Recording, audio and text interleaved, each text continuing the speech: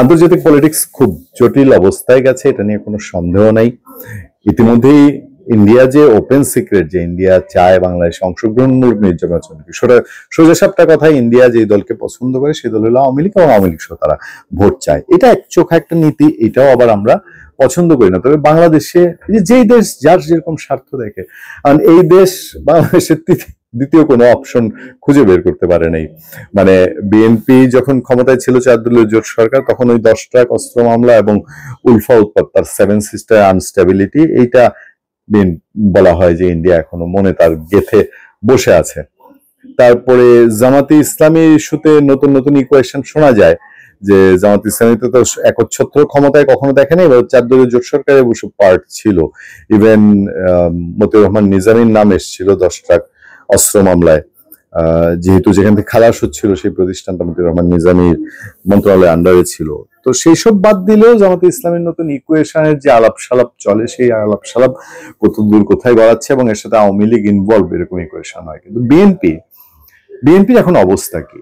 BNP খুব যে পাকিস্তানপন্থী হয়ে যাবে এটা তার জন্য খুব টাফ, কারণ বিএনপিতে বহু মানুষ আছে যে তারা ইন্ডিয়া পছন্দ করে না, ইন্ডিয়ার তোষামদি তাবেদারি তো পছন্দ করেই না, এবং এন্টি ইন্ডিয়ান সেন্টিমেন্ট ক্যারি করে, বাট যে একেবারে প্রো পাকিস্তানের কাছে মাথা নত করা, এটা করে না।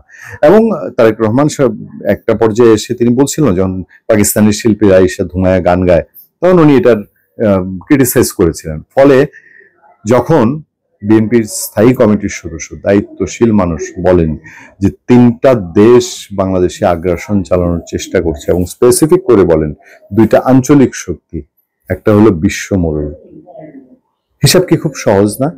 আঞ্চলিক শক্তি ইন্ডিয়া তো একটা আছে, অবশ্যই তিনি ইন্ডিয়াকে মেন করছেন। দ্বিতীয়ত কে? চায়না। এই 2 দেশের কি এখনো বিএনপি পুরোপুরি মন রক্ষা করতে পারেনি? বিএনপিকে ইন্ডিয়াকে বোঝাতে পারেনি যে আমরা ক্ষমতায় গেলে ইন্ডিয়ার কোনো প্রবলেম নাই, যদিও তারেক রহমান তার বক্তব্যে অনেকটাই ইন্ডিয়া সম্পর্কে তার অবস্থান ক্লিয়ার করেছেন, কিন্তু ইন্ডিয়াকে আস্থায় নিতে পারছে না কিনা, যে কারণটা যেটা আবার বুঝে গেছে। যেমন 18 সালের নির্বাচনের আগে যে অবস্থা ছিল, তারপরে কিন্তু ইন্ডিয়ার ক্রিটিসিজম অনেকটা বিএনপি ছেড়ে দিয়েছিল, কিন্তু তারপরেও দেখলো যে না, আমরা যতই ছাড়ি ইন্ডিয়া তো আমাদেরকে সেই ছাড় দেয় না।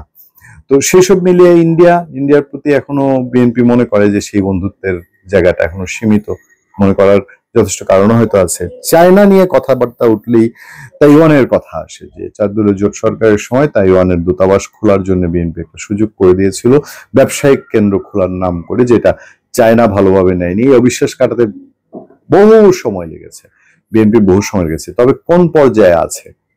চায়না কি অন্য কোনো খেলা খেলছে? চায়না কি বিএনপি অল্টারনেটিভ চিন্তা করছে? অনেকে বলেন পথে মাঠে ঘাটে, আসলে আমেরিকার ক্ষেত্রে আমেরিকার সাথে ডক্টর ইউনূসের দহরম মহরম, আমেরিকার টোটাল পলিসিটাই ইমপ্লিমেন্ট হয়েছে বলা হয় শেখ হাসিনা বিদায় এবং এই পট পরিবর্তন, সবকিছুর পিছনে আমেরিকার হাত। সেখানে বিএনপি কতটা ইনভলভ ছিল, সেই জন্য কি এই 3 দেশ, চায়না, আমেরিকা এবং ইন্ডিয়া, এই 3 দেশকেই মিন করে সাউদ্দিন আহমেদ বললেন যে 3টি দেশ বাংলাদেশে আগ্রাসন চালানোর চেষ্টা করছে। সচরাচর কিন্তু বাংলাদেশে কোনো দায়িত্বশীল নেতার মুখ থেকে এই ধরনের কথা শোনা যায় না।